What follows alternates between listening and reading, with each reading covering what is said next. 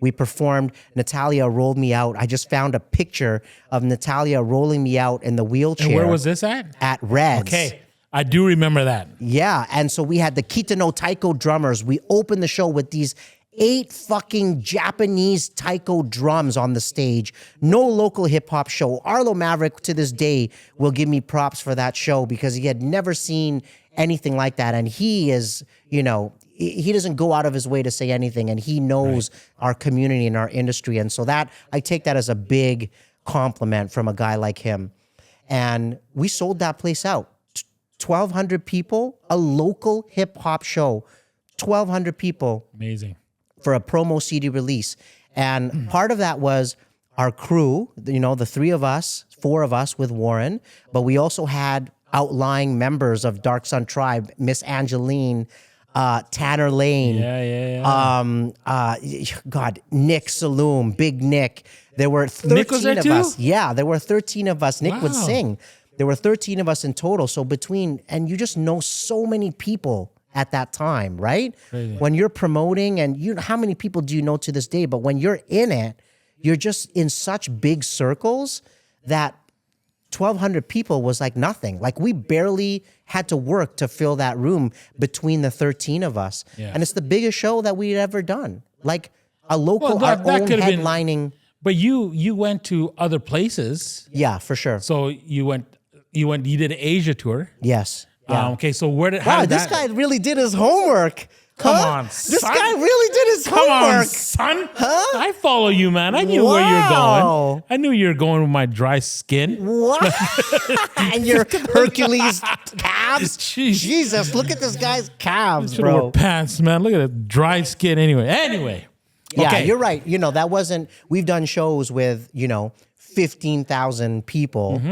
Where we wrote and performed a theme song for the X Games as well as NBA Asia, and performed in sold out stadiums of 15,000 people. So that's a big deal. Like people think that you're just some local rapper, but you went places and did big things. Yeah. That's crazy. Like NBA Asia. Yeah. It's huge. It was huge. We did 2 Asian tours, and all over Thailand, Singapore, China, the Philippines, and there was one more other I'm forgetting. But yeah, we did 2 Asian tours in total, and there were Chinese people who couldn't speak English who were singing our choruses back to us.